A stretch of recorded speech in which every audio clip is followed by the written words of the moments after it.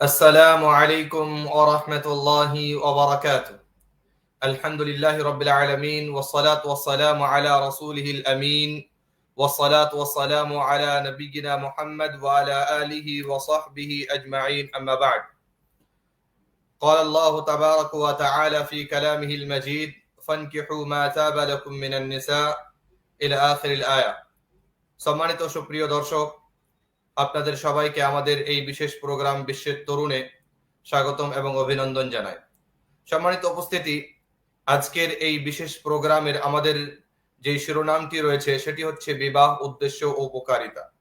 সম্মানিত উপস্থিতি, আজকের এই অনুষ্ঠানে আমরা জানব যে বিবাহ কাকে বলে, ওর শরীয়তি ইস্তিলাহতে তার অর্থ কি, এবং বিবাহের যে উদ্দেশ্য রয়েছে সেই জিনিসগুলি সম্পর্কে আজকে আমরা এই প্রোগ্রামে জানবো, এবং তার বিবাহ করলে পারে তার লাভ কি, তার উপকারিতা কি রয়েছে, এসব সম্পর্কে আজকে আমরা অবশ্যই এই প্রোগ্রামের মাধ্যমে জানবো। তো সম্মানিত উপস্থিতি, তো আমরা দেরি না করে আজকের আমাদের যে অতিথি আমাদের সাথে জয়েন হয়েছেন, অর্থাৎ জনাব আব্দুল মুঈদ সালাফি নাযিরি হাফিজাহুল্লাহ, ওনাকে আমরা জয়েন করে নিচ্ছি। তারপরে ইনশাআল্লাহ আমরা আমাদের আসল প্রোগ্রামের দিকে চলে যাব ইনশাআল্লাহ। আসসালামু আলাইকুম ওয়া রাহমাতুল্লাহি ওয়া বারাকাতুহু। ওয়ালাইকুম আসসালাম ওয়া রাহমাতুল্লাহি। জাযাকাল্লাহু খায়র শেখ, আপনি আমাদের সাথে জয়েন হয়েছেন। তো শেখ, আমরা এরকমই লেট হয়ে গেছি, তো দেরি না করে আমরা আসল প্রোগ্রামের দিকে চলে যাই। জি শেখ। শুকরান। আলহামদুলিল্লাহ ওয়াস সালাতু ওয়াস সালামু আলা রাসূলিল্লাহি ওয়া আলা আলিহি ওয়া সাহবিহি ওয়া মান ওয়ালা, আম্মা বা'দ। قال الله سبحانه وتعالى فانكحوا ما طاب لكم من النساء مثنى وثلاث ورباع। সুপ্রিয় দর্শক মণ্ডলী, আজকে আমাদের আলোচ্য বিষয় হচ্ছে বিবাহ, উদ্দেশ্য ও তার উপকারিতা।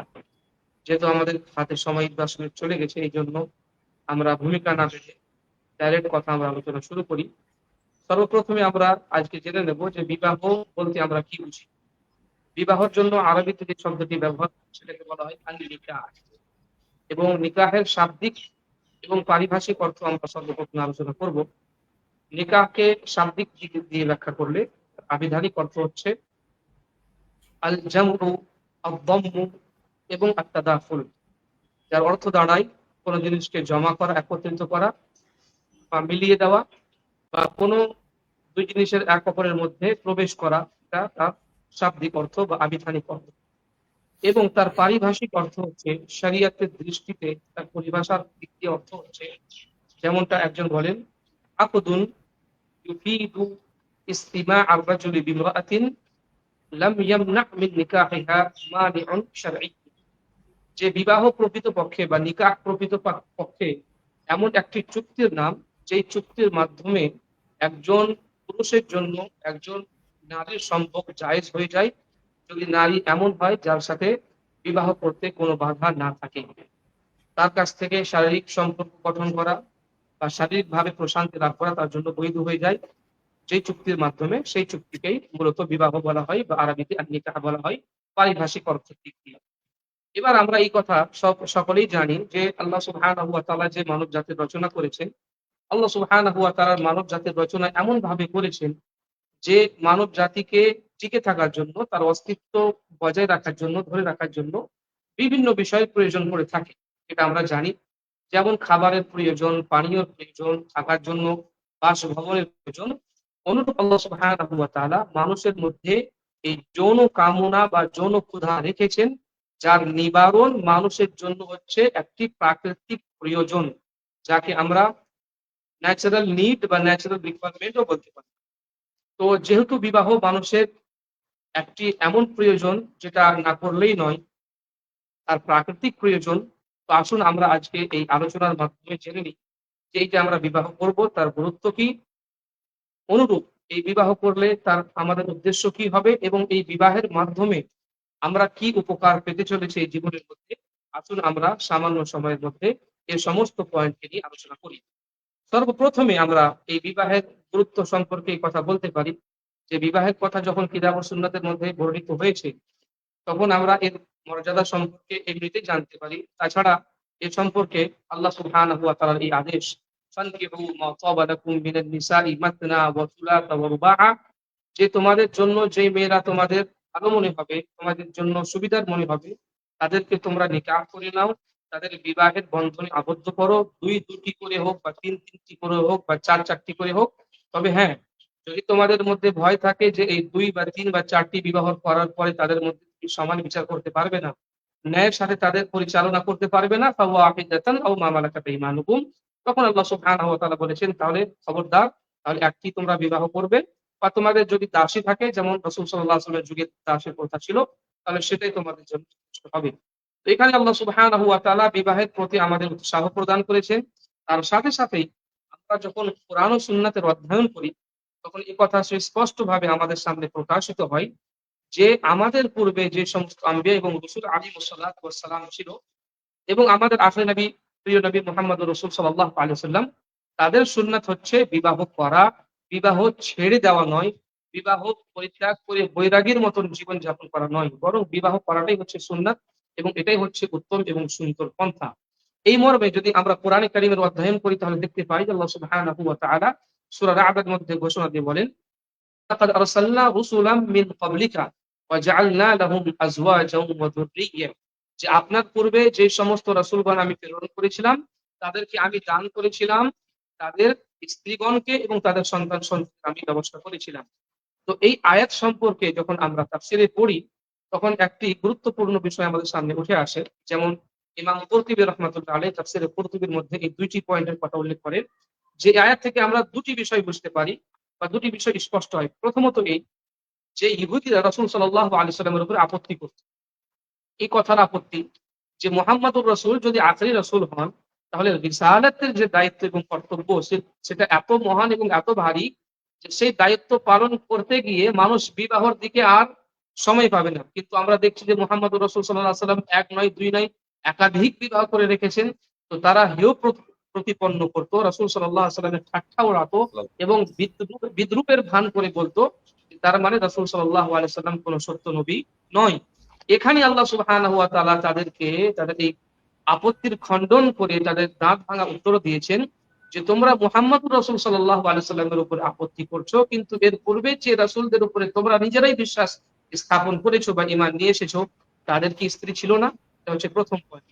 এবং এই আয়াতের মধ্যে ইমাম কুরতুবী রাহমাতুল্লাহ আলাইহি বলেন যে দ্বিতীয় এই আয়াতের মধ্যে যে পয়েন্টটি আমরা বের করতে পারি বা আল্লাহ সুবহানাহু ওয়া তাআলা আমাদের বুঝিয়েছেন, সেটি হচ্ছে যে তোমাদের পূর্বের রাসূলদের যখন স্ত্রী ছিল, তাহলে তোমরা স্ত্রীবিহীন ভাবে জীবন যাপন করিও না, তোমরাও নিজের জীবনের মধ্যে স্ত্রী নিয়ে এসো, এক কথায় তোমরা বিবাহ করো। তাহলে এই আয়াতের মধ্যে আল্লাহ সুবহানাহু ওয়া তাআলা আমাদের উৎসাহ প্রদান করেছেন বিবাহ খাতিরে। তাছাড়া আমরা রাসূল সাল্লাল্লাহু আলাইহি ওয়াসাল্লামের জীবন সম্পর্কে জানি, রাসূল সাল্লাল্লাহু আলাইহি ওয়াসাল্লামের সুন্নাত ছিল বিবাহ করা, অতএব রাসূল সাল্লাল্লাহু আলাইহি ওয়াসাল্লাম বিবাহ করেছিলেন। এখানে সহিহ বুখারীর একটি হাদিস আমি পেশ করব, যে হাদিসটির মধ্যে বর্ণিত হয়েছে যে তিনজন ব্যক্তি রাসূলুল্লাহ সাল্লাল্লাহু আলাইহি ওয়াসাল্লামের কাছে উপস্থিত হলে রাসূল সাল্লাল্লাহু আলাইহি ওয়াসাল্লামের আমল সম্পর্কে জিজ্ঞাসা করার জন্য, যে দিবারাত্রিতে দৈনন্দিন জীবনে রাসূল সাল্লাল্লাহু আলাইহি ওয়াসাল্লামের আমলগুলো কি কি, তার ইবাদতগুলো কি কি, যাতে আমরাও সেখান থেকে শিক্ষা নিয়ে আমরাও ইবাদতের মধ্যে ঝাঁপিয়ে যেতে পারি। কিন্তু রাসূলুল্লাহ সাল্লাল্লাহু আলাইহি ওয়াসাল্লাম সেই সময় ছিলেন না। তাই তারা রাসূল সাল্লাল্লাহু আলাইহি ওয়াসাল্লামের স্ত্রীগণকে, উম্মাহাতুল মুমিনিনকে সেই সম্পর্কে জিজ্ঞাসা করে যে রাসূল সাল্লাল্লাহু আলাইহি ওয়াসাল্লামের ইবাদতগুলো কি কি। তারা যখন রাসূল সাল্লাল্লাহু আলাইহি ওয়াসাল্লামের ইবাদতের বর্ণনা তাদের দেন, তখন হাদিসের শব্দের মধ্যে বর্ণিত হয়েছে কান্নাহুম তাকাল্লুহা, তখন তারা সেটাকে অতি স্বল্প এবং কম মনে করলো যে আল্লাহর রাসূল এত কম ইবাদত করেন। তখন তারা আবার নিজেই তার ব্যাখ্যা শুরু করে দিল এবং বলল, ফাআইনা নাহনু মিন রাসূলিল্লাহি সাল্লাল্লাহু আলাইহি ওয়াসাল্লাম, আরে উনি তো হচ্ছেন আখেরি রাসূল, আল্লাহ রাসূলের আগের পিছনের পূর্বের পরের সমস্ত গুনাহ খাতাকে মাফ করে দেওয়া হয়েছে। এই জন্য হয়তো রাসূল সাল্লাল্লাহু আলাইহি ওয়াসাল্লাম কম ইবাদত করছেন, কিন্তু আমরাও যদি ইবাদত কম করি তাহলে চলবে না। এই জন্য তারা নিজে ব্যাখ্যা করে, নিজে বুঝে, নিজের মতন করে তারা প্রতিজ্ঞাবদ্ধ হলো। এবং হাদিসের ভাষ্যের মধ্যে বর্ণিত হয়েছে, তাদের মধ্যে একজন বলে উঠলো, আম্মা আনা ফাইন্নী উসাল্লি লাইলা আবাদান, যে আমি পুরোপুরি রাত জেগে আল্লাহ সুবহানাহু ওয়া তাআলার ইবাদতের মধ্যে নিমজ্জিত থাকবো। অর্থাৎ আমি কখনো এমন হবে না যে রাতে ঘুমাবো। অন্য একজন ব্যক্তি বলল যে আনা আসুমুদ দাহরা ওয়ালা উফতির, যে আমি প্রতিনিয়ত রোজা রেখেই যাব এবং রোজা কখনো ভঙ্গ করব না, রোজা কখনো পরিত্যাগ করব না। তৃতীয় ব্যক্তি তখন বলল, ওয়া আনা আ'তাজিলুন নিসা ওয়া ফালা আতাজাওয়াজু আবাদান, যে আমি মহিলাদের সঙ্গে স্পর্শে আসবো না এবং কখনো বিবাহ করবো না। এই তিনজন তিন রকমের প্রতিজ্ঞাবদ্ধ করলো এবং এই সমস্তর মাধ্যমে তারা চেয়েছিল আল্লাহ তাআলা বেশি বেশি ইবাদত করতে, পুরো পুরো রাত জাগতে, রোজার মধ্যে নিজের দিনকে অতিবাহিত করতে এবং মহিলাকে বিবাহ করে সাংসারিক জীবনে আসতে হয়তো আমি সেরকম সময় আল্লাহ সুবহানাহু ওয়া তাআলার জন্য উৎসর্গ করতে পারবো না, এই ধারণা রেখে তারা এই সমস্ত প্রতিজ্ঞাবদ্ধ হয়েছিলেন। কিন্তু যখন রাসূলুল্লাহ সাল্লাল্লাহু আলাইহি ওয়াসাল্লামের কাছে তাদের এই কথোপকথনের খবর আসে, তখন রাসূলুল্লাহ সাল্লাল্লাহু আলাইহি ওয়াসাল্লাম তাদের ডেকে তাদের সম্বোধন বলেন, আনতুমুল্লাযী কুলতুম কাযা ওয়া কাযা, তোমরাই কি এরকম এরকম কথা বলেছিলে যা আমি শুনেছি? তারপরে রাসূল সাল্লাল্লাহু আলাইহি ওয়াসাল্লাম যে কথাটি বললেন সেটি আমাদের শোনার বিষয়, সেটি আমাদের বোঝার বিষয়। রাসূলুল্লাহ সাল্লাল্লাহু আলাইহি ওয়াসাল্লাম এমন সময় বলেছিলেন, আমা ওয়াল্লাহি ইন্নী লাআখশাকুম লিল্লাহি ওয়া আতকাকুম লাহু ওয়ালাকিন্নী আসুমু ওয়া আফতির ওয়া উসাল্লি ওয়া আরকুদ ওয়া আতাযাওয়াজুন নিসা। শুনো, তোমাদের মধ্যে সর্বাধিক আল্লাহ তাআলাকে দেখে যে বেশি ভয় করে এবং তার তাকওয়া অবলম্বন করে সেটাই তো হচ্ছে আমি। আমি আল্লাহ সুবহানাহু ওয়া তাআলার তাকওয়া সবথেকে বেশি আমার অন্তরের মধ্যে রেখেছি। তা সত্ত্বেও কিন্তু আমি রোজাও রাখি, আবার কখনো কখনো রোজা না রেখে আমি ইফতারও করি, অর্থাৎ রোজা রাখি না। আমি নামাজও পড়ি রাত্রে, কিন্তু পুরো রাত্রি নয়, আমি আমার শরীরের যে অধিকার রয়েছে সেটাকেও সম্পূর্ণ করি, আমি রাতের মধ্যে আবার ঘুমায়ও। এবং তাছাড়া আমি মহিলাদেরকে বিবাহ করে থাকি। ফামান রাগিবা আন সুন্নতি ফালাইসা মিন্নি। অতএব যে ব্যক্তি আমার সুন্নাত থেকে অনীহা পোষণ করবে, মুখ ফিরিয়ে নিবে বা বিমুখ হয়ে যাবে, এমন ব্যক্তি আমার দলের অন্তর্ভুক্ত হতে পারেন না। এই হাদিস আমাদেরকে সামনে একেবারে স্পষ্ট ভাবে এই বার্তা দিয়ে দেয় যে এই যে বিবাহ রয়েছে এর অত্যন্ত মর্যাদা এবং জিলত রয়েছে ইসলামের মধ্যে।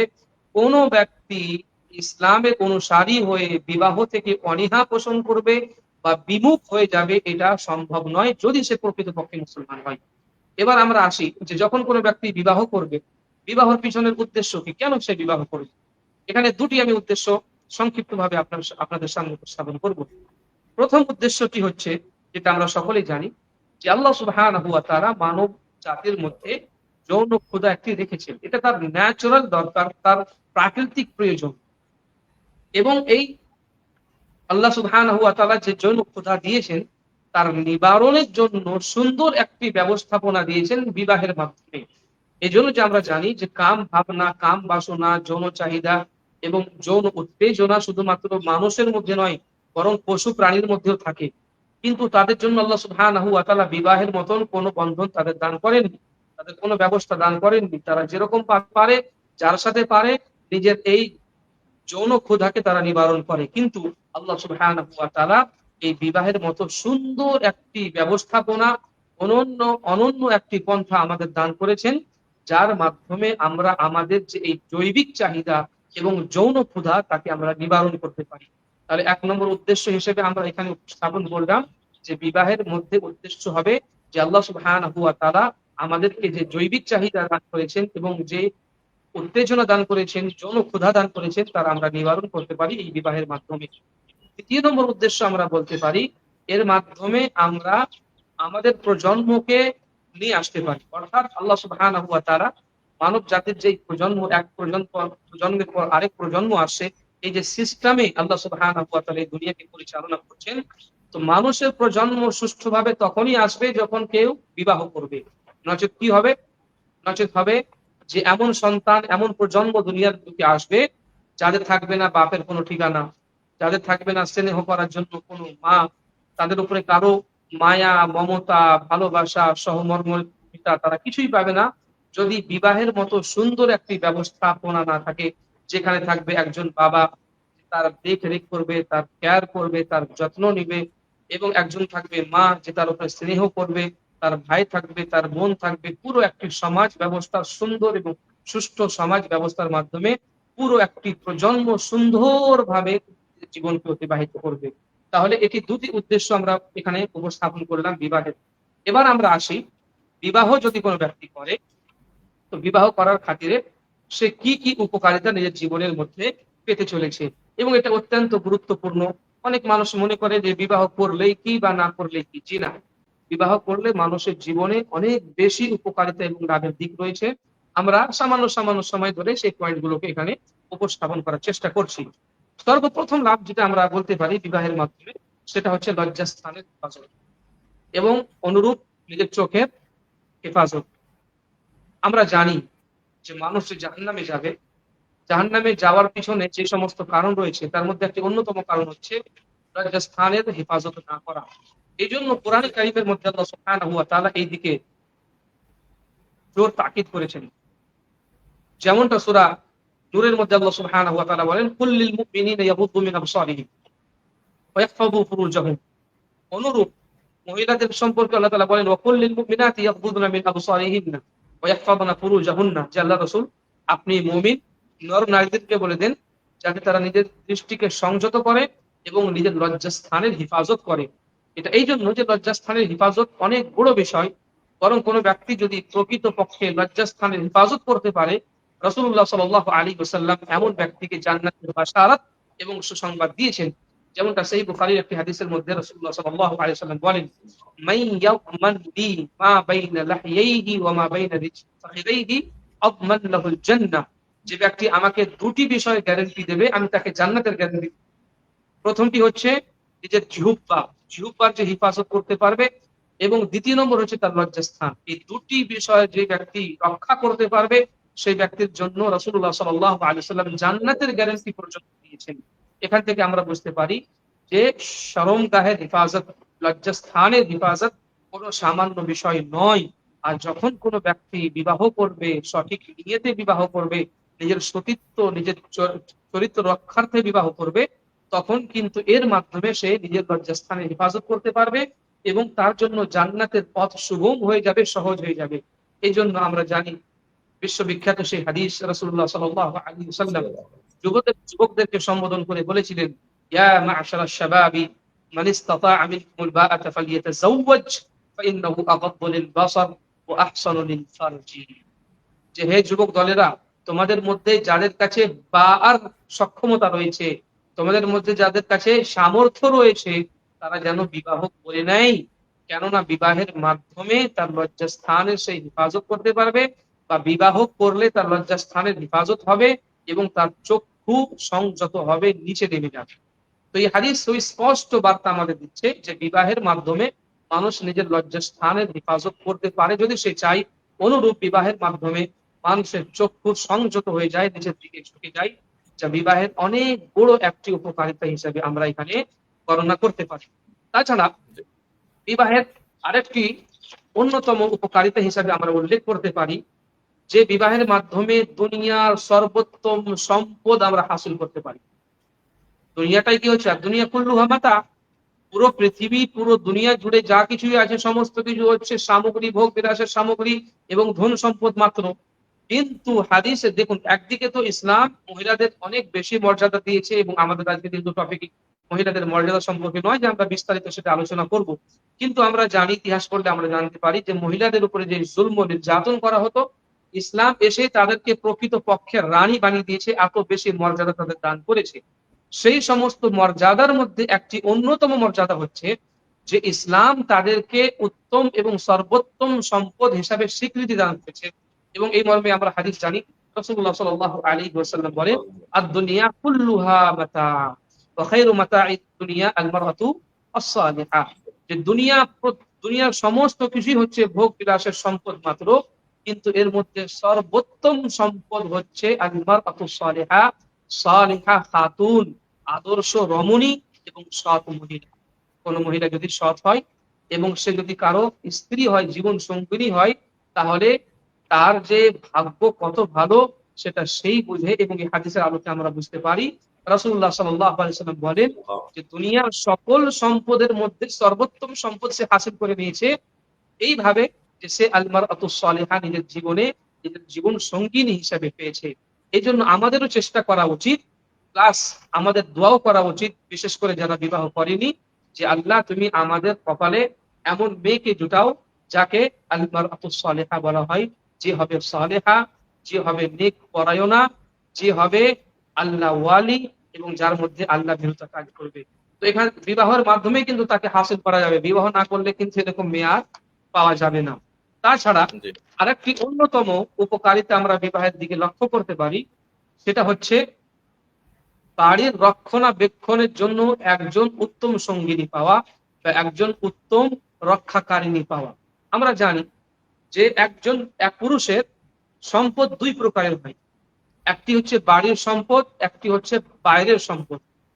বাড়ির সম্পদ বা ঘরের সম্পদ বলতে আমরা বুঝি তার ঘর সংসার, জীবন যাপনের যে সমস্ত উপকরণ রয়েছে, তার সন্তান সন্ততি, এটা হচ্ছে তার ঘরের সম্পদ। আরেকটি সম্পদ হচ্ছে বাইরের সম্পদ, যেমন তার ব্যবসা বাণিজ্য, টাকা পয়সা, তাছাড়া তার বিজনেস, তার দোকানপাট, এই সমস্ত হচ্ছে, বা তার চাকরি, এই সমস্ত হচ্ছে তার বাইরের সম্পদ। এবং মূলত একজন পুরুষ বেশিরভাগ সময় বাড়ির বাইরেই কাটায়। তো যখন সে বাড়ির বাইরে থাকে, বাড়ির ভিতরে যে তার সম্পদ রয়েছে, তার সন্তান সন্ততির রূপে হোক, বা তার টাকা পয়সা যা বাড়ির ভিতরে রাখা আছে সেই রূপে হোক, বা তার জীবন যাপনের যে সমস্ত উপকরণগুলোর প্রয়োজন সেগুলো হোক, সেই সকলের হেফাজতের কিন্তু খুবই বেশি প্রয়োজন রয়েছে একজন পুরুষের জীবনে। এবং এক ব্যক্তি যখন বিবাহ করে, তখন সেই বিবাহ করার মাধ্যমে একদিকে তো নিজের স্ত্রী পায়, অন্যদিকে তার ধন দৌলতের হেফাজতকারিণী হিসেবে নিজের স্ত্রীকে পায়, উত্তম রক্ষাকারিণী হিসেবে সে নিজের স্ত্রীকে পায়। এ সম্পর্কে একটি হাদিস উপস্থাপন এখানে করা হচ্ছে। সহিহ বুখারীর মধ্যে এই হাদিসটি বর্ণিত হয়েছে। রাসূলুল্লাহ সাল্লাল্লাহু আলাইহি ওয়াসাল্লাম এই মর্মে বলেন, খায়রু নিসাইন রাকিবনাল ইবিলা নিসাউ সালিহু নিসাই কুরাইশ, যে সর্বোত্তম মহিলা যারা উটের উপরে আরোহণ করেছে তারা হচ্ছে কুরাইশ বংশীয় মহিলা। তার মানে আরব, এখানে যে উটের উপরে আরোহণ করেছে বলা হয়েছে, এখান থেকে বলতে বোঝানো হয়েছে আরবদের মহিলারাকে, এই জন্য যে আরবদের মহিলারা তারাই উটের উপরে চড়ে থাকে। তো আরবের মধ্যে সর্বোত্তম মহিলা হিসাবে রাসূলুল্লাহ সাল্লাল্লাহু আলাইহি সাল্লাম কুরাইশের মহিলাদের সম্মান দান করলেন এবং তাদের কথা উল্লেখ করলেন। কেন করলেন? তার পরে পরে রাসূল সাল্লাল্লাহু আলাইহি ওয়াসাল্লাম তাদের দুটি উচ্চ মানের গুণ এবং বৈশিষ্ট্য বর্ণনা করলেন, এবং এটার মধ্যে আমাদের জন্য শিক্ষা রয়েছে। প্রথম কারণ হিসেবে তিনি উল্লেখ করলেন, আহনাহু আলা ওয়ালাদিন ফি সিগরিহি, এরাই হচ্ছে সর্বোত্তম আরবের মহিলা, এই জন্য যে তারা শৈশবকালে নিজের সন্তান সন্ততির উপরে অত্যাধিক স্নেহশীলা হয়, তাদের উপরে স্নেহ করে, তাদের উপরে মায়া করে, তাদের সুন্দরভাবে লালন পালন করে। এবং দ্বিতীয় নম্বরে রাসূলুল্লাহ সাল্লাল্লাহু আলাইহি ওয়াসাল্লাম বললেন, ওয়ারআহু আলা যাওজিন ফি যাতি ইয়াদিহি, এবং স্বামীর যে ধন সম্পদ প্রাচুর্য বিত্ত সে বাড়িতে ছেড়ে যায়, তার উত্তম রক্ষাকারিণী হচ্ছে এই মহিলারা, কুরাইশের মহিলারা। তাহলে কুরাইশের মহিলাদের মধ্যে এই দুইটি চরিত্র থাকার কারণে, দুইটি বৈশিষ্ট্য থাকার কারণে রাসূলুল্লাহ সাল্লাল্লাহু আলাইহি ওয়াসাল্লাম তাদের আদর্শ রমণী হিসেবে স্বীকৃতি দিলেন, এবং আরবদের মধ্যে সর্বোত্তম মহিলা হিসাবে মহিলার ভূষণে তাদেরকে ভূষিত করলেন। এখান থেকে বোঝা গেল যে একজন সঠিক স্ত্রী যদি নিজের জীবনের মধ্যে পাওয়া যায়, তাহলে একদিকে যেরকম সে সন্তান সন্ততিকে মানুষ করবে, তার সাথে সাথেই বাড়ির যে ধন সম্পদ যার স্বামী রেখে গেছে তার সুন্দর সে হেফাজত করবে। এটিও নিশ্চয়ই তখনই আপনি পাবেন যখন আপনি বিবাহ করবেন। বিবাহ ছাড়া তো এই সম্পদ পাওয়া সম্ভব নয়। তাছাড়া আরেকটি উপকারিতা হিসেবে আমরা উল্লেখ করতে পারি যে বিবাহের মাধ্যমে মহিলাদের ফিতনার মধ্যে যে পড়ার আশঙ্কা সেটা কমে যায়। আমাদের জেনে রাখা দরকার যে মহিলাদের যে ফিতনা, এটাই হচ্ছে এই উম্মতের মধ্যে সব থেকে ভয়াবহ ফিতনা, যে সম্পর্কে রাসূলুল্লাহ সাল্লাল্লাহু আলাইহি সাল্লামও আমাদেরকে সাবধান করেছিলেন। এবং বিভিন্ন হাদিসের মধ্যে রাসূলুল্লাহ সাল্লাল্লাহু আলাইহি সাল্লাম আমাদের ফাত্তাকুদ দুনিয়া ওয়াত্তাকুন নিসা, আর কোথাও কিছু বলে কোথাও কিছু বলে, যেমন ইন্না আলাতা তুকবিলু ফি সূরাতি শাইতান, এরকম ভাবে বিভিন্ন হাদিসের মধ্যে রাসূলুল্লাহ সাল্লাল্লাহু আলাইহি সাল্লাম এই যে ভয়ঙ্কর ফিতনা সেই সম্পর্কে নিজের উম্মতকে সাবধান সতর্ক করেছিলেন। তো এই যে ফিতনা, এত বড় ফিতনা, এমনকি এক হাদিসের মধ্যে তো রাসূল সাল্লাল্লাহু আলাইহি ওয়াসাল্লাম এই কথা বলেছেন, মা তারাকতু ফিতনাতান আযাবু মা তারাকতু বাদি ফিতনাতান আযাবু আলা রিজালি মিনান নিসা, যে আমি আমার পরে যে সমস্ত ফিতনাগুলো ছেড়ে গেলাম তার মধ্যে সব থেকে বেশি ভয়াবহ এবং সব থেকে বেশি নাশ করে দেবে, সর্বনাশ করে দেবে এরকম ফিতনা হচ্ছে পুরুষদের জন্য মহিলারা।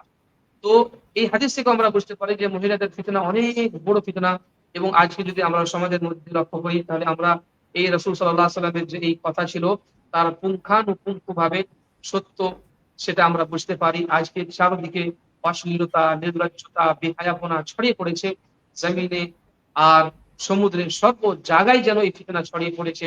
এই ইন্টারনেটের যুগে, এই মোবাইলের যুগে, এই সোশ্যাল মিডিয়ার যুগে এই ফিতনার মধ্যে মনে হচ্ছে জঙ্গলে যেরকম ভাবে দাবানল বা আগুন লাগে সেই রকম ভাবে পুরো জমিনের দিকে এই ফিতনা ছড়িয়ে পড়েছে, মহিলাদের ফিতনা। এবং আল্লাহ সুবহানাহু ওয়া তাআলা ভালো জানেন যে এই ফিতনা থেকে কারা সুরক্ষিত। ছোট থেকে নিয়ে বড় পর্যন্ত, ছেলে মেয়ে সমস্ত রকমের মানুষ এই ফিতনার মধ্যে আজকে আক্রান্ত এবং জর্জরিত। এমন অবস্থাতে যদি কোনো ব্যক্তি, কোনো যুবক তার যথেষ্ট বয়স হওয়ার পরেও যদি বিবাহ না করে, তাহলে এটা অত্যন্ত মারাত্মক পর্যায়ের একটি ফিতনা তার জীবনে হতে পারে। এই মর্মে একটি হাদিস আমি এখানে উপস্থাপন করছি। রাসূলুল্লাহ সাল্লাল্লাহু আলাইহি সাল্লাম কোন মহিলাকে দেখলেন এবং মনের মধ্যে কিছু একটা আসলো, তাকে ভালো লাগলো, তো রাসূলুল্লাহ সাল্লাল্লাহু আলাইহি সাল্লাম সঙ্গে সঙ্গে নিজ স্ত্রীর কাছে আসলেন। সহিহ মুসলিমের মধ্যে হাদিসটি বর্ণিত হয়েছে এবং সেই হাদিসের মধ্যে সেই উম্মুল মুমিনিন যায়েনব রাদিয়াল্লাহু তাআলা আনহার নাম উল্লেখ রয়েছে যে রাসূলুল্লাহ সাল্লাল্লাহু আলাইহি সাল্লাম যায়েনব রাদিয়াল্লাহু তাআলা আনহার কাছে আসলেন এবং নিজের যৌন চাহিদা পূর্ণ করলেন। তারপরে রাসূল সাল্লাল্লাহু আলাইহি সাল্লাম সাহাবা কেরামদের সম্বোধন করে বললেন, ফাইদা আবসারা আহাদুকুম ইমরাআতান ফালিয়াতি আহলাহু ফাইন্না যালিকা ইয়ারুদ্দু মা ফি নাফসিহি, যে যদি তোমাদের কারো চোখ কোন মহিলার উপরে পড়ে যার কারণে তোমাদের অন্তরের মধ্যে শয়তানি কুমন্ত্রণা আসতে আরম্ভ করে, তাহলে খবরদার তোমরা নিজের স্ত্রীর কাছে চলে আসবে এবং তার কাছে এসে সম্পর্ক করবে, শারীরিক সম্পর্ক স্থাপন করবে। এতে তোমাদের অন্তরের মধ্যে যে কুমন্ত্রণা এবং শয়তানের প্ররোচনা চলছিল সেটা কিন্তু অটোমেটিক শেষ হয়ে যাবে। এবার এখানে ভাববার বিষয় হচ্ছে যে ফিতনার এই যুগে যখন আমরা যেদিকেই চোখ উঠাচ্ছি সেদিকেই মহিলা, সেদিকেই উলঙ্গ মহিলা, এবং এরকম ভাবে অশ্লীলতা, লজ্জতা, হায়াপনা ছড়িয়ে পড়েছে। এবার আমাদের কাছে যদি স্ত্রী না থাকে বা আমরা যদি বিবাহের মধ্যে বিলম্ব করি, লেট করি, তাহলে কিন্তু এটি আমাদের জন্য মারাত্মক একটি ফিতনা হতে পারে। এই জন্য বিবাহের মাধ্যমে আমরা এই উপকারিতা অর্জন করতে পারি যে এই যে ফিতনা রয়েছে, এই ফিতনার আশঙ্কা কিন্তু ইনশাআল্লাহ বিবাহের মাধ্যমে কমে যাবে। তাছাড়া আরেকটি ভয়াবহ একটি উপকারিতা রয়েছে যে এর মাধ্যমে আল্লাহ সুবহানাহু ওয়া তাআলার সহযোগিতা পাওয়া যায়। অনেকে মনে করে যে বিবাহ করলে হয়তো আমার অবস্থার আরো পতন ঘটবে বা আমি হয়তো গরিব থেকে আরো গরিব হয়ে যাব। জি না, যদি কোনো ব্যক্তি শুধুমাত্র আল্লাহ সুবহানাহু ওয়া তাআলার সন্তুষ্টির জন্য, নিজের লজ্জাস্থানের হেফাজত করার জন্য, নিজের সতীত্বকে পবিত্র রাখার জন্য, নিজের চরিত্র রক্ষার্থে যদি বিবাহ করে, আল্লাহ সুবহানাহু ওয়া তাআলা নিশ্চয় তার সহযোগিতা করবেন। যেমনটা হাদিসের মধ্যে বর্ণিত হয়েছে, রাসূলুল্লাহ সাল্লাল্লাহু আলাইহি ওয়াসাল্লাম বলেন, সালাসাতুন হাক্কুন আলাল্লাহি আউন, যে তিন শ্রেণীর মানুষ এমন রয়েছে যাদের সহযোগিতা করা, যাদের সাহায্য করা আল্লাহর হক, অর্থাৎ আল্লাহ তাআলা নিজের উপরে সেটাকে ধার্য করে নিয়েছেন, করবেনই এমন সাহায্য, এমন ব্যক্তির সাহায্য যারা তিন শ্রেণীর মানুষের মধ্যে পড়বে। সেই তিন শ্রেণীর মধ্যে এক প্রকারের মানুষ হচ্ছে, রাসূলুল্লাহ সাল্লাল্লাহু আলাইহি ওয়াসাল্লাম বলেন, আন্নাকিহুল্লাযী ইউরিদু আফাফ, যে এমন বিবাহ আকাঙ্ক্ষী ব্যক্তি যে বিবাহের মাধ্যমে নিজের সতীত্বর সুরক্ষা চায়, নিজের চরিত্রের রক্ষা চাই বা নিজেকে সুন্দর করে রাখতে চাই, পবিত্র করতে রাখতে চাই, অশ্লীলতার মধ্যে লিপ্ত হতে চায় না। এমন ব্যক্তি যদি বিবাহ করতে চায়, তাহলে বিবাহের ক্ষেত্রে আল্লাহ সুবহানাহু ওয়া তাআলা নিশ্চয় তার সহযোগিতা করবেন। তাহলে এটাও নিশ্চয়ই একটি অনেক বড় উপকারিতা যে আপনি বিবাহ করতে চাইছেন, আপনার উদ্দেশ্য সঠিক, আপনার নিয়ত ঠিক, তাহলে কিন্তু আল্লাহ সুবহানাহু ওয়া তাআলা আপনার সহযোগিতা করবেন। তাছাড়া আরেকটি আমরা এর উপকারিতা হিসাবে উল্লেখ করতে পারি সন্তান লাভকে। সন্তান সন্ততি, এটি আল্লাহ সুবহানাহু ওয়া তাআলার অনেক বড় নিয়ামত, এবং এই সন্তান সন্ততিকে যদি আমরা সঠিকভাবে লালন পালন করতে পারি, তাদের মানুষের মতো করে মানুষ করতে পারি, তাহলে এর থেকে বড় সৌভাগ্য আর আমাদের জন্য কি হতে পারে। এবং এই সন্তান সন্ততি তখনই আমরা হাসিল করতে পারবো যখন আমরা বিবাহ করব। বিবাহের মাধ্যমেই এই সন্তান সন্ততি আমাদের জীবনে আসবে, যে সন্তান সন্ততি হচ্ছে মানুষের জীবনের প্রকৃত সুখ। এমনকি এই সন্তান সন্ততি আমাদের এই জন্য দরকার যে রাসূলুল্লাহ সাল্লাল্লাহু আলাইহি ওয়াসাল্লাম এই সম্পর্কে আমাদের উৎসাহ প্রদান করেছেন। যেমনটা রাসূলুল্লাহ সাল্লাল্লাহু আলাইহি ওয়াসাল্লাম বলেন, তাযাওয়াজুল ওয়াদুদাল ওয়ালুদ ফাইন্নী কাতিরুম বিকুম আল উমাম, যে তোমরা অধিক সন্তান প্রসবকারিণী এবং অধিক ভালোবাসে এমন মহিলার সাথে বিবাহ বন্ধনে আবদ্ধ হয়ে যাও, এই জন্য যে অধিক উম্মতের সংখ্যার কারণে আমি কাল কিয়ামতের দিনে গর্ববোধ করব।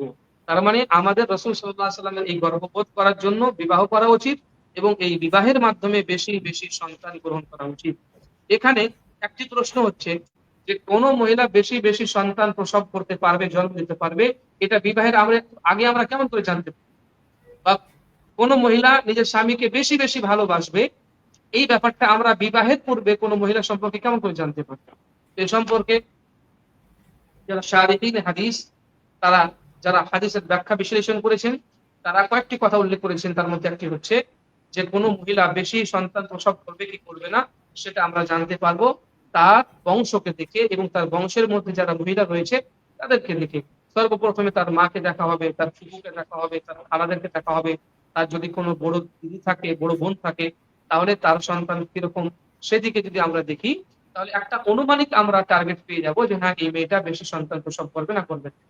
দ্বিতীয় নম্বর, সে নিজের স্বামীকে বেশি ভালোবাসবে কি ভাসবে না সেটা কেমন করে আমরা জানতে পারবো? সেটা আমরা এরকম ভাবে জানতে পারবো যে তার ব্যবহার, তার যে রিলেটিভ, তার যে আত্মীয়দের সাথে কেমন। কোনো কোনো মহিলা এমন হয় যে তার মধ্যে আসলেই ভালোবাসা সব সময় থাকে, ছোট বাচ্চাকে পেলে সর্বদাই কোলে নিয়ে খেলে, তাদেরকে আদর করে, তাদেরকে ভালোবাসে, তাদের প্রতি স্নেহ মায়া ভালোবাসাকে সে দেখায় বা প্রকাশ করে তাদের উপরে। এরকম ভাবে তাদের বান্ধবীরা রয়েছে, তাদের সাথে তার ব্যবহার থেকে আমরা জানতে পারবো। বা তার বাড়িতে কোনো পোষা পশু রয়েছে, সেই পশুর প্রতি সে কতটা যত্নবান, সেটা থেকেও আমরা বুঝতে পারি যে তার মধ্যে ভালোবাসা রয়েছে কি ভালোবাসা নেই। তো এই অনুপাতে আমরা কোনো মহিলাকে দেখবো এবং যদি জানতে পারি যে সে অধিক সন্তান প্রসব করবে এরকম অনুমান রয়েছে এবং বেশি ভালোবাসবে, তাহলে এমন স্ত্রী, এমন মহিলাকে বিবাহের জন্য আমাদের প্রাধান্য দেওয়া উচিত। এই জন্য যে রাসূল সাল্লাল্লাহু আলাইহি ওয়াসাল্লাম আমাদের বলেছেন। এখানে আরেকটি কথা না বললেই নয়, সেটি হচ্ছে যে রাসূল সাল্লাল্লাহু আলাইহি ওয়াসাল্লাম আমাদের উৎসাহ প্রদান করলেন, উদ্বুদ্ধ করলেন যে এমন মেয়েকে বিবাহ করো যে অধিক সন্তান প্রসব করবে, তার মাধ্যমে কিয়ামতের দিনে আমি গর্ববোধ করব। এখান থেকে বোঝা গেল যে অধিক সন্তান একটি গর্বের বিষয়, একটি গর্বের বিষয়। কিন্তু আজকে ব্যাপারটা একেবারে উল্টো হয়ে গেছে। যার সন্তান যত কম সে ততটা নিজেকে গর্বিত মনে করে, এবং যাদের সন্তান বেশি তাদেরকে তারা অভদ্র এবং খারাপ চোখে দেখে, খারাপ দৃষ্টিতে তাদের দিকে তাকায়। এটি যদি কোনো বিজাতীয় কোনো অমুসলিম করে সেটা বড় কথা নয়, তাদের দুনিয়ায় সবকিছু। কিন্তু একজন রাসূল সাল্লাল্লাহু আলাইহি সাল্লামের উম্মতি হয়ে, মুসলমানের অন্তর্ভুক্ত হয়ে যদি এরকম ধারণা রাখে, এরকম চিন্তা ভাবনা বা মানসিকতা রাখে, তাহলে এটা নিকৃষ্ট পর্যায়ের মানসিকতা, বরং সরাসরি ইসলামের আদর্শের সাথে সাংঘর্ষিক। তাকে সাবধান সতর্ক থাকা উচিত। এই জন্য কোনো ব্যক্তির যদি একাধিক সন্তান সন্ততি থাকে, তাকে মুবারকবাদ দেওয়া উচিত, তাকে তার বড়ত্বের বর্ণনা হওয়া উচিত যে যাক মাশাআল্লাহ আপনার 10টা সন্তান আছে, আপনি একটা কাজের মতো কাজ করেছেন। কিন্তু এরকম না করে যদি তাকে হেয় প্রতিপন্ন করা হয়, তাকে লাঞ্ছিত মনে করা হয় বা তাকে খারাপ দৃষ্টিতে দেখা হয়, তাহলে নিশ্চয়ই এটি বিশ্বাসের বিরোধী একটি কাজ হবে। এরকম ভাবে আরেকটি উপকারিতা এখানে যা আমরা উল্লেখ করতে পারি সেটা হচ্ছে স্বামী স্ত্রীর মধ্যে বিবাহের মাধ্যমে যে ভালোবাসা এবং যে সহমর্মিতার সম্পর্ক কায়েম হয়, সেটা কিন্তু বিবাহ বাদ দিয়ে অন্য কোনো ভাবে সম্ভব নয়। সুবহানাল্লাহ। বিবাহর বন্ধন কোনো সামান্য বন্ধন নয়, এটি প্রকৃতপক্ষে আল্লাহ সুবহানাহু ওয়া তাআলার একটি দান। বিবাহ হয়নি, কোনো সম্পর্ক ছিল না, কেউ কাউকে জানতো না। বিবাহ হয়ে গেছে, এখন কিছুদিন হয়েছে, 10 দিন 5 দিন হয়েছে, কিন্তু তবুও স্বামীর মনের মধ্যে স্ত্রীর প্রতি ভালোবাসা এবং স্ত্রীর মনের মধ্যে স্বামীর প্রতি যে টান, সেটা আল্লাহ সুবহানাহু ওয়া তাআলা সৃষ্টি করেছেন বলে আসে, নচেত থাকতো না। আরে 4 দিন আগে তো আমি ওই মেয়েটাকে জানলাম, স্ত্রী হিসেবে করে নিয়ে এসেছি, স্ত্রী হিসেবে তাকে আমি স্বীকৃতি দান করেছি, ওর প্রতি এত টান আসলো কোথা থেকে? এটা প্রকৃতপক্ষে আল্লাহ সুবহানাহু ওয়া তাআলারই দান, যার দিকে আল্লাহ সুবহানাহু ওয়া তাআলা আমাদেরকে ইশারা করেছেন। এই আয়াতের মধ্যে আল্লাহ সুবহানাহু ওয়া তাআলা বলেন, ومن آياته أن خلق لكم من أنفسكم أزواجا لتسكنوا إليها وجعل بينكم مودة ورحمة। যে আল্লাহ সুবহানাহু ওয়া তাআলার নিদর্শনগুলোর মধ্যে একটা নিদর্শন হচ্ছে এই যে আল্লাহ সুবহানাহু ওয়া তাআলা তোমাদের মধ্য থেকেই তোমাদের স্ত্রীকে সৃষ্টি করেছেন এবং ওয়াজআলা বাইনাকুম মাওয়াদ্দাতান, কেন সৃষ্টি করেছেন? লিতাসকুনু ইলাইহা, যাতে তোমরা তাদের কাছ থেকে প্রশান্তি অর্জন করতে পারো, এবং তোমাদের মধ্যে আল্লাহ সুবহানাহু ওয়া তাআলা সৃষ্টি করেছেন ভালোবাসা এবং সহমর্মিতা। সুবহানাল্লাহ। তো এখানে আল্লাহ তাআলা সুকুনেরও কথা বললেন, মাওয়াদ্দা এবং রাহমাতেরও কথা বললেন। তার মানে স্বামী স্ত্রী মাধ্যমে একটি মানসিক প্রশান্তি থাকে। একজন স্বামী স্ত্রীর কাছ থেকে মানসিক ভাবে শান্তি পেয়ে থাকে, তার সাথে সাথে আল্লাহ সুবহানাহু ওয়া তাআলা বললেন যে আল্লাহর নিদর্শন এটাও যে তোমাদের মাধ্যমে আল্লাহ সুবহানাহু ওয়া তাআলা ভালোবাসা এবং সহমর্মিতা এবং দয়ার বন্ধন রেখে দিয়েছেন। এই জন্য আমরা লক্ষ্য করি যে স্বামী স্ত্রীর মধ্যে এত ভাব হয়, এত ভালোবাসা হয়, এত আকর্ষণ হয় এবং এত টান হয়, কেউ কাউকে চিনতো না, কিন্তু সামান্য বিবাহের মাধ্যমে এক অপরকে এমন করে চিনতে লাগে যে এক অপরের জন্য নিজের জান দেওয়ার জন্য প্রস্তুত হয়ে যায়। সুবহানাল্লাহ।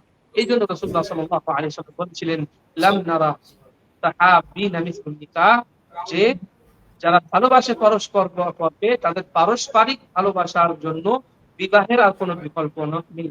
বিবাহই হচ্ছে ভালোবাসার জন্য সব থেকে ভালো, উত্তম এবং মাধ্যম।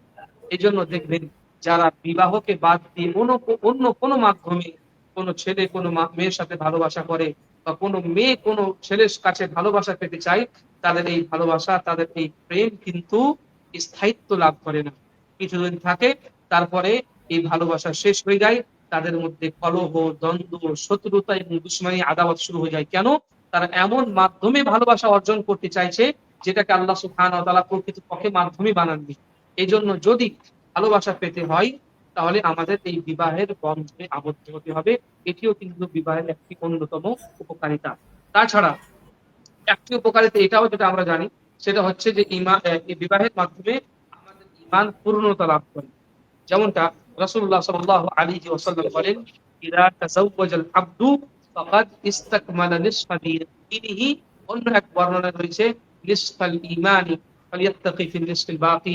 যখন কোনো বান্দা বিবাহের বন্ধনে আবদ্ধ হয়ে যায়, বিবাহ করে নেয়, তখন সে তার অর্ধেক দ্বীনকে সম্পূর্ণ করে নেয়। অন্য এক বর্ণনায় অর্ধেক ঈমানকে সে সম্পূর্ণ করে নেয়। তাই অর্ধেক যেটা বাকি অবশিষ্ট রয়েছে সে সম্পর্কে তাকে আল্লাহ সুবহানাহু ওয়া তাআলার তাকওয়া অবলম্বন করা উচিত। তো এখানেও বিবাহ করার যে দারুণ লাভ এবং উপকারিতা রয়েছে, এবং মানুষের ঈমান পূর্ণতা লাভ করে, মানুষের ঈমান বৃদ্ধি পায়, সেই সম্পর্কে আমরা জানতে পারি। তাছাড়া আরেকটি উপকারিতা হচ্ছে যে এই বিবাহের মাধ্যমে আমরা অনেক বেশি নেকি অর্জন করতে পারি। সুবহানাল্লাহ। এ সম্পর্কে একটি হাদিস আমি এখানে উপস্থাপন করছি। রাসূলুল্লাহ সাল্লাল্লাহু আলাইহি ওয়াসাল্লাম বলেন, ইন্নাকা লান তুনফিকা নাফাকাতান তাবতাগী বিহা ওয়াজহাল্লাহি ইল্লা উজিরতা আলাইহা। যে তুমি যখনই কোনো কিছু খরচ করবে, ব্যয় করবে, উদ্দেশ্য হবে আল্লাহকে রাজি করা, তাহলে নিশ্চয়ই আল্লাহ সুবহানাহু ওয়া তাআলার পক্ষ থেকে তোমাকে তার উপরে উজরত দেওয়া হবে, নেকি দেওয়া হবে। তারপরে রাসূল সাল্লাল্লাহু আলাইহি ওয়াসাল্লাম বলেন, হাত্তা মা তাজআলু ফি ইমরাআতিকা আও ফি ফামি ইমরাআতিকা। এমনকি তুমি যে লোকমা তোমার স্ত্রীর মুখের মধ্যে উঠিয়ে দিচ্ছ, তারও পরিবর্তে আল্লাহ সুবহানাহু ওয়া তাআলা তোমাকে নেকি দান করবে। অত্যন্ত বড় হাদিস। তাহলে বোঝা গেল যে একজন স্বামী যদি একজন স্ত্রীকে কিছু খাইয়ে দেয়, তার মুখ পর্যন্ত কিছু খাবার উঠিয়ে দেয়, এর পরিবর্তেও সে যদি নেকি পাবে, তাহলে কেউ যদি সুন্দরভাবে ইসলামিক আদর্শে আদর্শবান হয়ে কোরআন এবং হাদিসের আলোকে নিজের স্ত্রীর সাথে জীবন যাপন করে, তাহলে প্রত্যেকটি ক্ষণে ক্ষণে, প্রত্যেকটি মিনিটে, প্রত্যেকটি সেকেন্ডে সে কত যে নেকি পাবে সেটা আল্লাহ সুবহানাহু ওয়া তাআলা ব্যতীত আর কেউ জানেন না। এমনকি আশ্চর্যজনক ব্যাপার হচ্ছে যে একটি হাদিসের মধ্যে তো রাসূল সাল্লাল্লাহু আলাইহি ওয়াসাল্লাম যখন বিভিন্ন নেকির লিস্ট গুলো বর্ণনা করছিলেন, যাকে সাদকা বলে রাসূল সাল্লাল্লাহু আলাইহি ওয়াসাল্লাম আখ্যায়িত করেছিলেন, তারই মধ্যে বললেন, ওয়াফি বুদঈ আহাদিকুম সাদাকা। যে এমনকি তোমাদের মধ্যে কোনো ব্যক্তি যখন নিজ স্ত্রীর সাথে সংযম করে, শারীরিক সম্পর্ক গঠন করে বা কায়েম করে, তার মধ্যেও কিন্তু সাদকার নেকি রয়েছে। সাহাবা কেরাম রীতিমতো হতভম্ব হয়ে গেলেন এবং বললেন, আয়াতি আহাদুনা শাহওয়াতাহু ওয়া ইয়াকুনু লাহু ফিহা আজরু। যে আল্লাহর রাসূল, আমাদের মধ্যে কেউ নিজের শারীরিক চাহিদাকে সম্পূর্ণ করছে, এর মধ্যেও আবার নেকি? এটা কেমন করে সম্ভব? রাসূলুল্লাহ সাল্লাল্লাহু আলাইহি ওয়াসাল্লাম বললেন, আরাইতুম লাউ ওয়াদাআহা ফি হারামিন আকানা আলাইহি মিসরুন ফাকাযালিকা ইযা ওয়াদাআহা ফিল হালালি কানা লাহু আজরুন। যে সাহাবা কেরামরা, তোমরা বলো, তোমাদের রায় কি, তোমাদের মতামত কি? যদি কোনো ব্যক্তি নিজের লজ্জাস্থানের ইউজ এবং তার ব্যবহার কোনো অবৈধ পন্থায় করে, তাহলে কি সে গুনহগার হবে না? সে কি গুনাহ পাবে না? সেরকমই ভাবে যখন নিজের লজ্জাস্থানকে সে সঠিকভাবে বৈধ জায়গায় ব্যয় করছে বা ব্যবহার করছে, পরিবর্তে সে নেকি পাবে।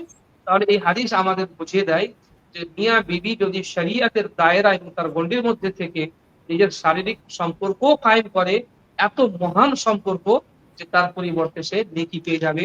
তাহলে আমরা এখান থেকেও বুঝতে পারি, স্বামী স্ত্রী যদি সঠিকভাবে জীবন যাপন করে, প্রত্যেক পদে পদে, প্রত্যেক ক্ষণে ক্ষণে তারা অশেষ নেকির অধিকারী হবে। এরকম ভাবে আরেকটি বিবাহের উপকারিতা হিসেবে আমরা উল্লেখ করতে পারি, বরকত এবং প্রাচুর্য জীবনে আসবে, বরকত নেমে আসবে। সুবহানাল্লাহ। মানুষ অনেক ক্ষেত্রে দেখা যায় যে বিবাহ করছে যে কি খাবো, কি নিজে কামাতে পারছি না, স্ত্রীকে কি খেলাম।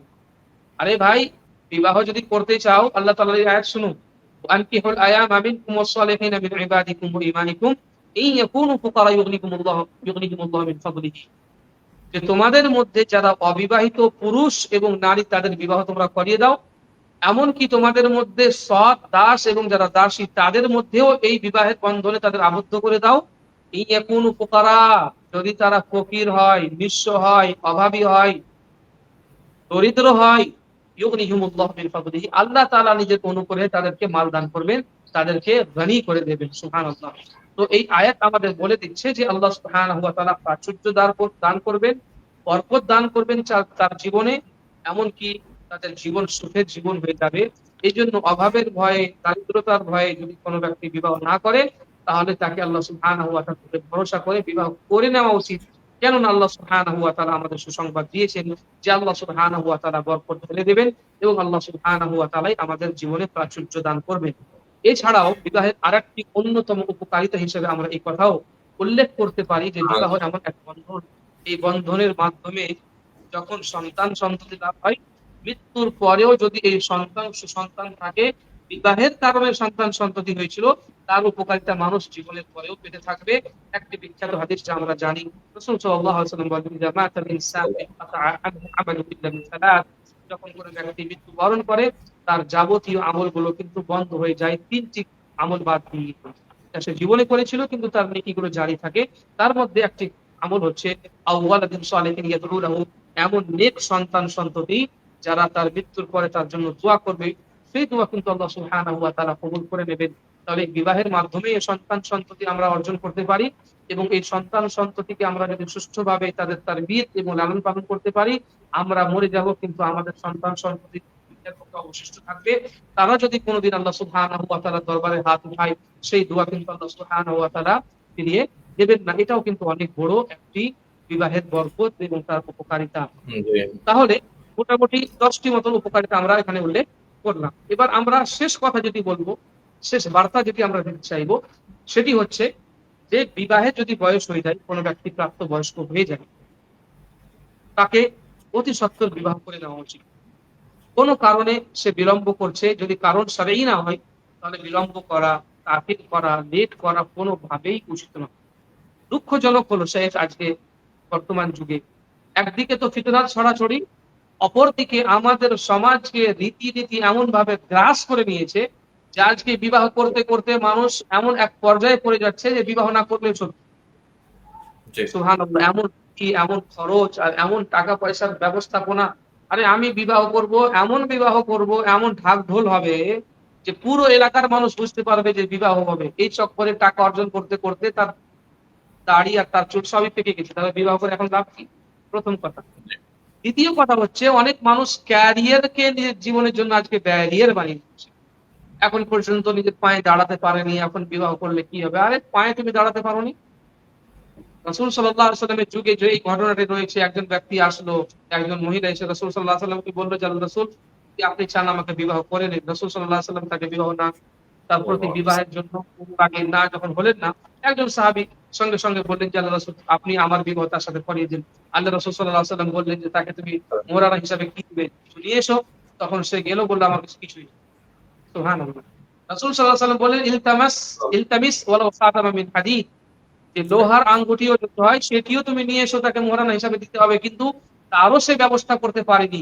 তো রাসূল সাল্লাল্লাহু আলাইহি ওয়াসাল্লাম তাকে হেটহাট করে ভাগিয়ে দেননি। হ্যাঁ, এখন পর্যন্ত তোমার খাবার ঠিক নেই, তোমার থাকার ঠিক নেই, তোমার কাছে একটি মাত্র আংটি জুটাবার সক্ষমতা নেই, তুমি বিবাহ করতে এসেছো।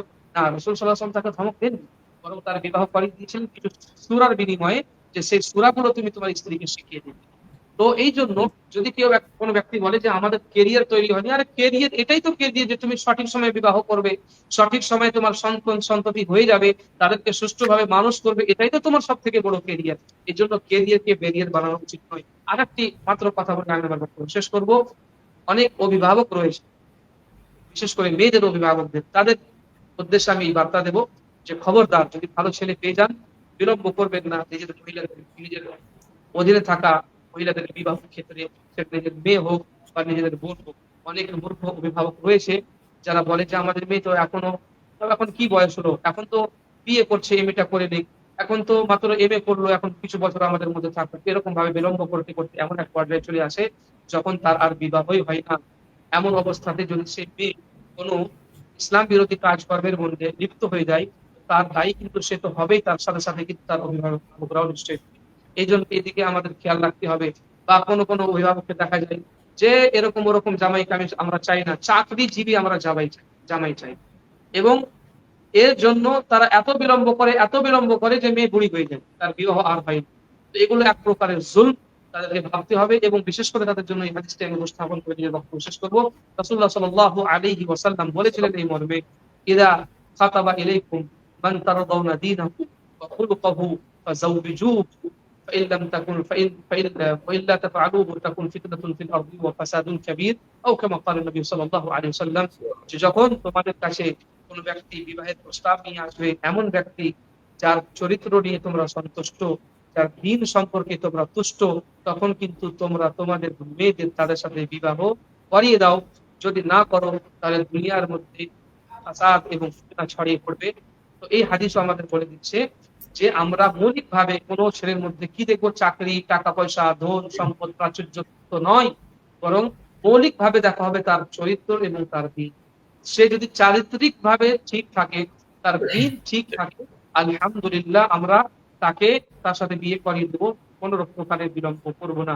এই টাকা পয়সা, দুনিয়ার মোহ, দুনিয়ার মাল, আর এর জন্য বিলম্ব করা, আজকে আমরা দেখছি পুরো দুনিয়াতে কিরকম বিপর্যয় সৃষ্টি হয়েছে, যার কারণে অশ্লীলতা, আর কত রকমের রিলেশন, আর কত রকমের অবৈধ সম্পর্ক আমরা দেখতে পাচ্ছি।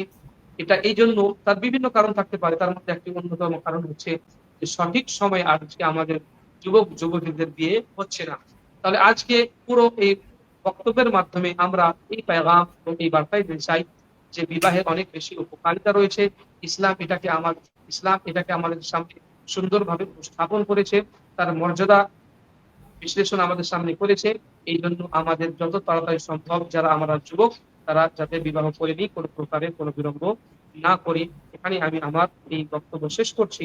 অবশেষে আল্লাহ সুবহানাহু ওয়া তাআলার কাছে আমরা দোয়া করি, আল্লাহ সুবহানাহু ওয়া তাআলা শরীয়তের ভিত্তি তাকে বোঝার এবং তাকে আঁকড়ে ধরে তার উপরে আমল করার আল্লাহ তাআলা আমাদের তৌফিক দান করুন।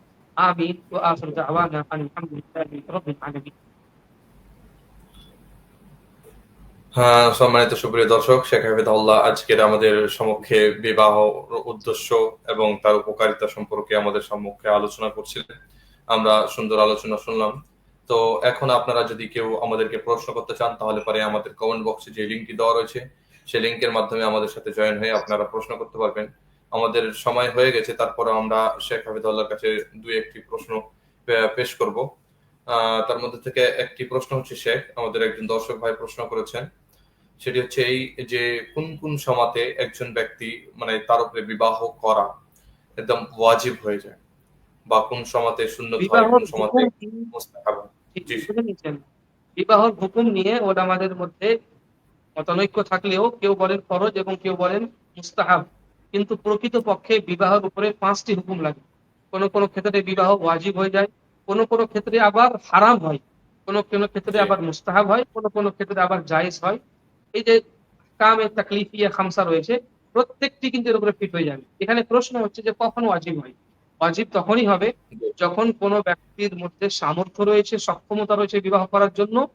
তার জি সাথে সাথে বিবাহ না করলে জিনার মধ্যে, ব্যভিচারের মধ্যে, কুকর্মের মধ্যে লিপ্ত হয়ে যাওয়ার আশঙ্কা রয়েছে।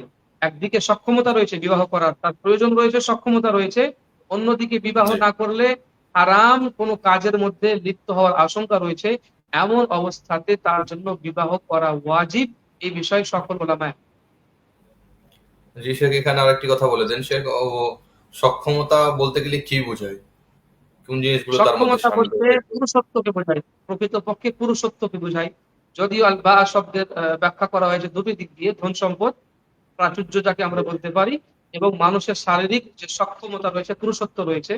কিন্তু ওই যে হাদিসটি আমরা পেশ করলাম, হাদিস, ওখান থেকে সঠিক ব্যাখ্যা এটাই বেরিয়ে আসে যে আল বা বলতে যেটা বোঝানো হয়েছে, তোমাদের মধ্যে যে সক্ষমতা রয়েছে, অর্থাৎ শারীরিক সক্ষমতা যার মধ্যে রয়েছে, শারীরিক যদি তার মধ্যে সক্ষমতা থাকে, তাহলে সে বিবাহের জন্য আল্লাহর উপরে ভরসা করে আগে বেড়ে যাবে। আর এই কথা মনে রাখবে যে যদি আমি দিনে 2টি রুটির ব্যবস্থা করতে পারি বা আজকে 2টি খাই, তো আমার স্ত্রীকে আমি 1টি খিলাবো, আমি একটি খাবো, মানে আধ পেটে আমি খাবো, আধ পেটে আমি তাকে খিলাবো, এবং সে জি। বিবাহ করে নেবে, কোনো প্রকারের কোনো তার মধ্যে পিছপা করবে না। ইনশা আল্লাহ আজিজ, আল্লাহ তাআলা তার জীবনের মধ্যে বারাকা দান করবেন এবং সুন্দর একটি জীবন তার কায়েম হবে। জি শেখ, এরকমই একজন ভাই প্রশ্ন করেছেন যে শরীয়তের মধ্যে শেখ বিবাহকে কোন কোন জায়গাতে ইবাদত বলে ঘোষিত করা হয়। যেমন আপনি বর্ণনা করলেন যে রাসূল সাল্লাল্লাহু আলাইহি ওয়াসাল্লামের একটি হাদিসের মধ্যে রাসূল সাল্লাল্লাহু আলাইহি ওয়াসাল্লাম বললেন কি তাদেরকে খাওয়ানো, একটি লোকমা যদি তুলে দাও কিংবা তার সাথে তোমার সম্ভোগ করো, তবে ওটা হচ্ছে সাদকা। তো এটাকে ইবাদত বলে কি কেন গণ্য করা হলো সে, এই সম্পর্কে একটু বিস্তারিত বলতেন।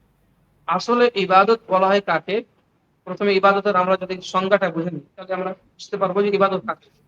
ইবনে কাইয়্যিম ইবনে তাইমিয়া রাহমাতুল্লাহ আলাইহি সুন্দর তার সংজ্ঞা দিয়ে বলেছেন, কুল মা ইউহিব্বুহুল্লাহু ওয়া ইয়ারদাহু মিনাল আকওয়ালিয যাহিরাতি ওয়াল বাতিনাতি, যে জি। প্রত্যেক সেই বিষয়, সেটি বাহ্যিক হোক বা ভিতরের ব্যাপার হোক, বা জাহিরি হোক মানে প্রকাশ্য হোক বা গোপনীয় হোক, প্রত্যেক সেই বিষয় যাকে আল্লাহ সুবহানাহু ওয়া তাআলা পছন্দ করেন সেটাকেই বলা হয় ইবাদত। যাকে আল্লাহ তাআলা পছন্দ করেন, যে বিষয়কে আল্লাহ তাআলা পছন্দ করেন, সেটা গোপনীয় কোনো বিষয় হোক বা প্রকাশ্য কোনো বিষয় হোক, তাকে বলা হয় জি। ইবাদত।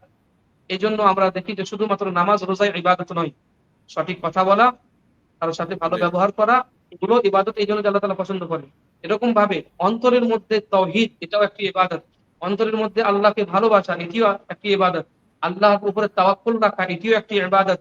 আল্লাহকে দেখে তাকওয়া অবলম্বন করা, এটিও একটি ইবাদত। আল্লাহর সাথে নিজের আশা সম্পৃক্ত রাখা, এটিও একটি ইবাদত। এগুলো জাহির নয়, এগুলো হচ্ছে বাতিনি আমল। তো জি। এখানে স্ত্রীর সাথে যখন কোনো ব্যক্তি ভালো ব্যবহার করবে, এটা আল্লাহর কাছে পছন্দনীয় কি পছন্দনীয় নয়?